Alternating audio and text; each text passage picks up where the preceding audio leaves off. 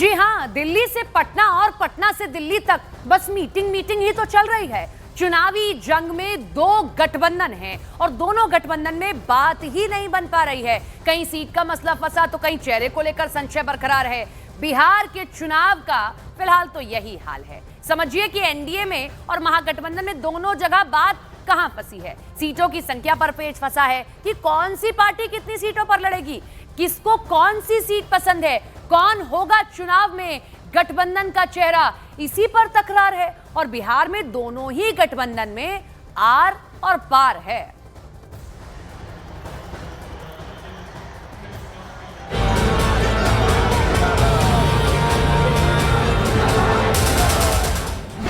महागठबंधन में सीट बंटवारे पर नहीं बन पाई सहमति। राहुल तेजस्वी की मुलाकात, सीएम फेस पर तकरार। कांग्रेस की मांग से भंवर में फंस गई आरजेडी।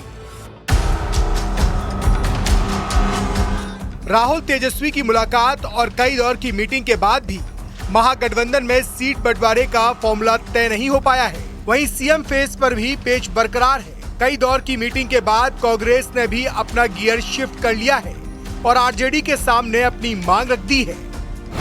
कांग्रेस ने आरजेडी से कह दिया है कि उसे 2020 की तर्ज पर 70 सीट के साथ जिताऊ सीटें भी चाहिए और बिहार में सरकार बनने की सूरत में डिप्टी सीएम कांग्रेस का होगा। कांग्रेस की यह शर्त आरजेडी के लिए काफी भारी पड़ती हुई दिखाई दे रही है। आरजेडी को यह समझ में नहीं आ रहा है कि सीएम पद का चेहरा ले या फिर कांग्रेस को उसकी मांग के मुताबिक 70 सीटें दे। कांग्रेस ने संकेत दे दिया है कि वो बिहार में फ्रंट फुट पर राजनीति करेगी, यानी तेजस्वी यादव महागठबंधन का नेता होंगे या नहीं, इस पर भी सवालों के बादल छाए हुए हैं। इंडिया गठबंधन के नेतृत्व में चुनाव होगा।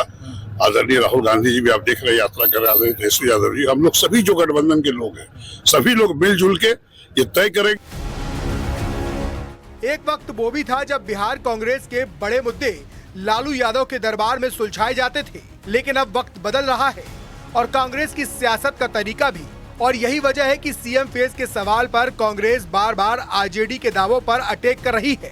हालांकि आरजेडी इस दर्द को खुलेआम बयां नहीं कर पा रही और पार्टी की तरफ से लगातार कहा जा रहा है कि सब कुछ ठीक है।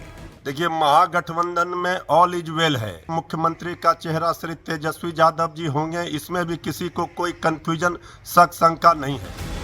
पटना में 15 सितंबर को महागठबंधन की बड़ी बैठक होने वाली है, लेकिन इस बैठक से पहले ही कांग्रेस ने अपने लिए 70 सीटों की मांग कर आरजेडी को सोचने के लिए मजबूर कर दिया है। बिहार में चुनावी सरगर्मी तेज होते ही सीटों पर दावेदारी को लेकर एनडीए में भी दबाव की राजनीति शुरू हो गई है। गठबंधन की छोटी पार्टियां ज्यादा सीट पाने के लिए बड़ी रैलियां कर भीड़ जुटा रही हैं ताकि बीजेपी और जेडीयू पर दबाव बनाया जा सके।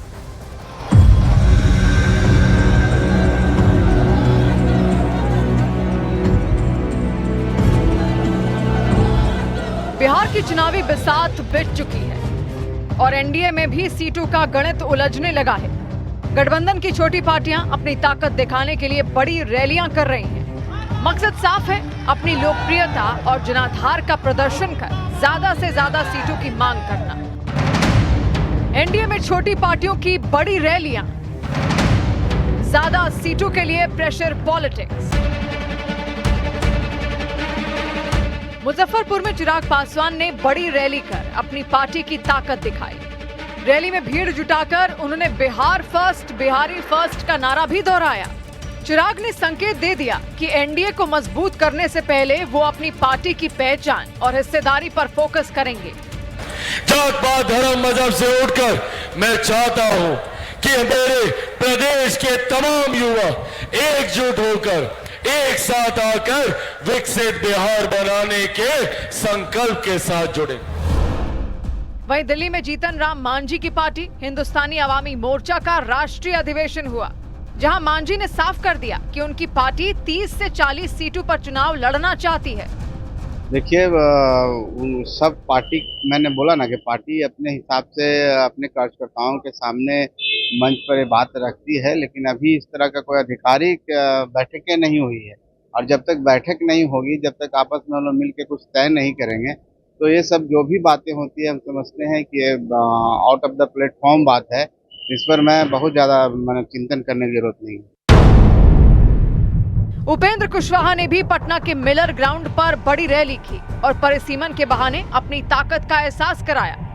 कुशवाहा ने बिहार के लोकप्रिय नेता रहे बाबू जगदेव प्रसाद के नाम पर भीड़ जुटाई और संदेश दिया कि उनकी पार्टी राष्ट्रीय लोक मोर्चा को नजरअंदाज करना महंगा पड़ सकता है।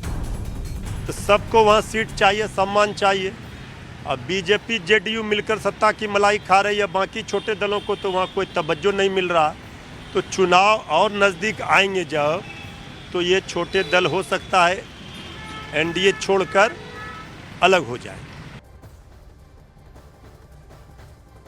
एनडीए तो परिवार की तरह है, 5 उंगलियां और मिल जाए तो पंच। एनडीए का पंच तो महागठबंधन को इतना जोर से लगेगा कि उनके जड़ें हिल जाएंगी। हमारा परिवार एक निर्णय पे चलता है, परिवार में बैठ करके परिवार के लोग जो निर्णय ले लेंगे वो सब के लिए बाध्यता है और ये हम सब जानते हैं। चुनावी बिगुल बजने के साथ ही बिहार की राजनीति दिलचस्प मोड़ पर आकर खड़ी हो गई है। सीट बंटवारे का तनाव सिर्फ महागठबंधन में ही नहीं बल्कि एनडीए में भी साफ नजर आ रहा है। ऐसे में सवाल यही है कि क्या एनडीए सभी दलों को साथ लेकर सीटों का संतुलन साध पाएगा या फिर दावेदारी की ये खींचतान नए सियासी समीकरणों को जन्म देगी।